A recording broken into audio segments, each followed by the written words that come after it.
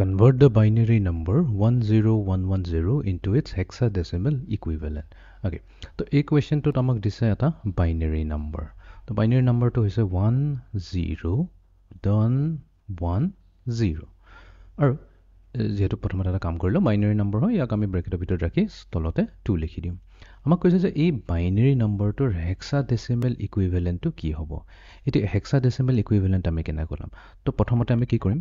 আমাৰ যোনটো এই বাইনাৰী নম্বৰটো দিছে ইয়াক আমি ইয়াতে নোট ডাউন কৰি লম তো ইয়াতে আমি জানো যে এই জিৰোটো হৈছে কি এই জিৰোটো হৈছে আমাৰ লোৱেষ্ট সিগনিফিকেন্ট বিট ঠিক আছে আৰু এই 1টো হৈ যাব আমাৰ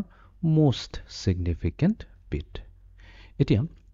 বাইনাৰী পা হেক্স যাবলৈ কাৰণে এটা বস্তু মনত ৰাখিলে হ'ল এতিয়া বাইনাৰীৰ 6 বাইনাৰীত যিমানটাই বিট থাকক আমি চাৰিটা বিটৰ এটা গ্ৰুপ বনাই লম যেনেকৈ আমি এলএসবি টু এমএসবি যাম ঠিক আছে এলএসবি পৰা কাউন্ট কৰিম 1 2 3 4 চাৰিটা কাউন্ট কৰিবলৈ তাৰ এটা গ্ৰুপ বনাই দিম ঠিক তেনেকৈ বাছি থকা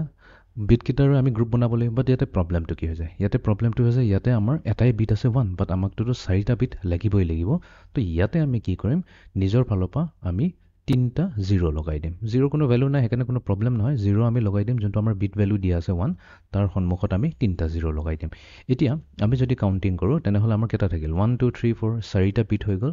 ওকে তো এইটো কেছত কিন্তু অলপ চেঞ্জ হৈ যাব এতিয়া আমি যদি চাও আমাৰ এমএসবি অৰিজিনাল এমএসবি এটোই থাকিব বাট এইটো কেছত যদি চাও আমাৰ 0 হৈ যাব নতুন এমএসবি ওকে এতিয়া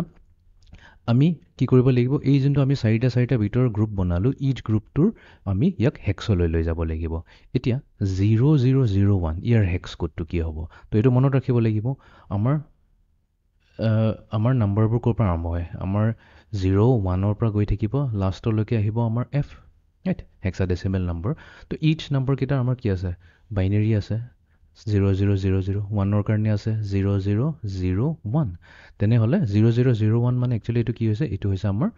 1 হেক্স কোড হৈ গল 1 এতিয়া নেক্সট কথাটো আহিছে 0110 এতিয়া এটো কি হ'ব তো এটোৰ কাৰণে আমি কি ইউজ কৰিম 8421 ইউজ কৰিম 8421 মানে কি হয় এতিয়া পজিশনটো চালে হ'ল 0110 ইয়াৰ তলত লিখিলো 0110 ইয়াৰ তলত লিখিলো ইয়াৰ মিনিংটো এটো হৈ গল ইয়াতে আমি খালি 4 and 2 টুক চাব লাগিব 4 and 2 যদি চাও দুইটাক এড কৰিলে কি আহিব 6 আহিব তো তাৰ মানে আমি ইয়াতে একচুয়ালি কি কৈ আছো 6 এ হৈছে আমাৰ 0110 তো আমি যেটো জানো হেক্সাডেচিমেলৰ 6 to 6 এ হয় তো এটো হৈ গল 6 তাৰ মানে আমাৰ এমএসবি টু এলএসবি যদি আমি from left to right read কৰো তেনে হলে আমাৰ আহিব 16 মিনিং টু এটো হৈ গল যে 10110 এই বাইনাৰী নম্বৰটোৰ হেক্সাডেচিমেল ইকুইভ্যালেন্ট হ'ব 16